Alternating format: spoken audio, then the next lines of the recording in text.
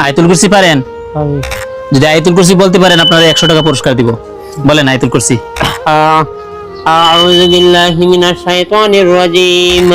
বিসমিল্লাহির রহমানির রহিম।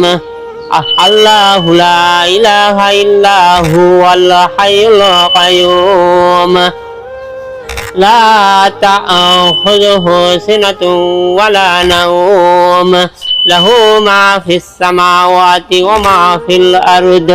من ذا الذي يشفع عنده إلا بإذنه يعلم ما بين أيديهم وما خلفهم ولا يحيطون بشيء من علمه إلا بما شاء وسع كرسيه السماوات والأرض ولا يؤوده حفظهما وهو العلي العظيم।